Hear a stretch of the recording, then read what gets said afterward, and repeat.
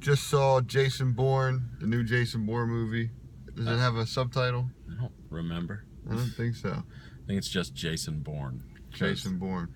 Because like all the others were Bourne Conspiracy, Bourne such and such. Bourne Identity, yeah. Bourne Ultimatum.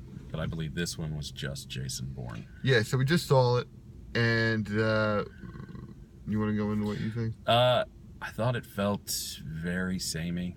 I mean, the Bourne movies are pretty formulaic as a rule. I mean, they usually have something new to do, but and this had a new development in the life of Jason Bourne.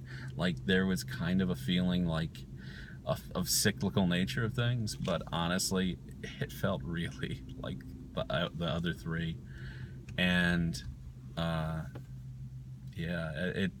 it was still fun. It's still a great action sequence. Matt Damon is very good in this. Alicia Vikander really holds the eye.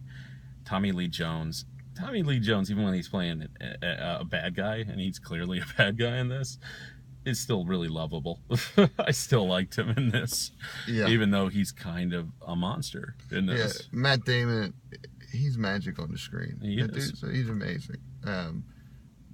He started going through the cast. Vincent Cassel. Oh, Vincent Cassel's really effective. He's a great actor. I like him a lot.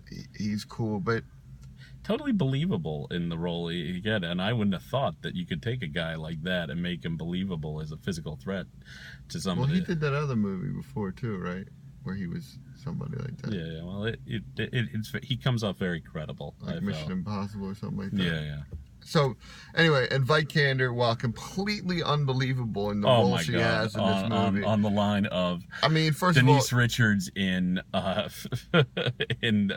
Bourne movie where she played a nuclear scientist, she is that unbelievable in the part she's playing. Yeah. So, and not to mention she's like 26 years old and like a major high up in the CIA. And by the way, an age where she'd probably be the juniorest of analysts. Yeah, and by the way, if people in the CIA look like her, I think there'd be a lot more people trying to join the CIA. But she, and she's like, she has an accent, so you get that she's not American. So you're like, or English, she's not. She's from Sweden or something. Right. So, but it's noticeable. Like, to me, I'm like, wait a second. So we're letting like Swedish people run our CIA? Yeah. So she's too young and she's Swedish. So she completely doesn't work. Yeah. No. But honestly, she's very. But she's great to look at. So you're like, forget it. I don't care. At least I get to look at this broad. She's unbelievable, but she's an excellent actress. She really does a nice job with the part, I thought. Yeah. Even though she's completely unbelievable, I think the acting is great. Yeah. So what we're talking about is Jason Bourne when he's doing his thing, like hand-to-hand combat or setting up for hand-to-hand combat. What's the word you used? Improvising. Yeah. He's a master improviser. He'll use the environment. He uses what he has around him to achieve his goals, and it's. Yeah. When you see Jason Bourne improvising, you're like, this is why I'm here, and that music goes on, you're like, this is amazing. But this story in particular, there were so many things that were just dumb and convenient. Like, exactly. This just so happened to be this way, and this just so happened to be this way, and this subplot's going on, and then we're going to have them do this thing that's completely unbelievable. And then you see this vast capability of the CIA, yet in other times it seems completely incapable. It's inept when the conveniences of the story needed to be impossibly accurate and fast when they need to be. Honestly, there are points in this where they seem so supremely confident. It's a wonder anybody ever does anything illegal or criminal, considering how like instantaneous their knowledge of things are and how quickly they assume and correctly assess the situation. Yeah, so the subplot, there's another subplot with this, cybersecurity type thing, or like cyber observation. Or that's her role in that, and it's kind of believable that a young person would be in charge of that division, but not that young. Yeah, but then there's this whole other plot where there's like this, computer mogul, technology mogul, who they're trying to co-opt into the CIA to sort of help spy on people. Probably shouldn't get too deep into the plot points. Listen, it doesn't matter. Look, we're not going to, that's not a huge, big plot point, but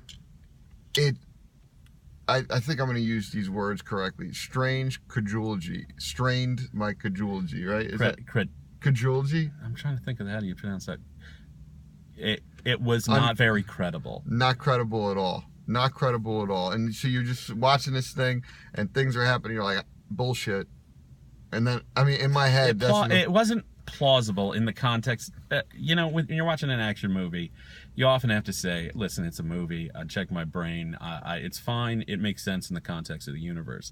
A lot of times in this, it was felt impossible. And the thing that was so brilliant about Bourne Identity was that it felt like it was happening in our world. It felt like real. It did. It was much less of like, oh, this is an action movie. Oh no, when they're doing a car chase, they hit other cars. And there's car chase in this where they hit other cars, but it's completely on purpose and completely impossible. Right. Now, if this was like a superhero movie, I have no problem with it because there's a whole... Even with a superhero movie. Yeah, it was that far out there. So, that all being said, you know, look, I love Jason Bourne. I love the movies. I didn't love this one. And would I see it again? I'd probably go see another one. Would I recommend you see this one? If you're a fan of Jason Bourne, I'd see it. Because if you like Jason Bourne movies, this is more Jason Bourne. This is Jason Bourne-iest. Right. It is a Jason Bourne movie. And there's a cool set piece of a riot scene, which is probably why Paul Greengrass, the director, is like, all right, I'll do it. I want to try this and I want to try that. You could tell there was like, it wasn't so much about the story. It was about, let me shoot this thing crazily. It has become quite like James Bond, a pretty good travelogue too. Oh yeah, yeah. Because they show you, go to these places and they show you what they're like. Also show you the crummy part. I've never seen Greece look worse. It's like I was just in Greece and they were like right around the Acropolis. It was really cool actually to see that. But it was not like, you know, when you see Bond, it's all luxury. In this, it's like all the shitholes. So yeah. Exactly. Anyway, I'll rate it first. I'll give it a 70 out of 100. That's about where I'm at. 70 out of 100 for me as well. And I'm feeling I'm being generous, but it's just so magical to see Matt Damon being Jason Bourne that I'd say. And if you love the movies, go see it. If you're it's a Jason Bourne movie. If you're on the fence, wait till cable. I agree. Listen, unless you're a huge fan of Bourne, I would say this is for more for Bourne fans only. Mm-hmm. That would be what I would say. I want them to do another one, but I'd like Doug Liman to direct. He directed Bourne Identity. That would be fantastic. Yeah. Or another director, someone to veer away from this. And nothing against Paul Greengrass. I just think he's told his stories with. I'd really like to see Matt Damon play a superhero of some kind, particularly with Ben Affleck. He'd be amazing. Mm-hmm. All right, so peace. 70. Rate, review, share my videos. You want to watch a movie with me? Hit me up.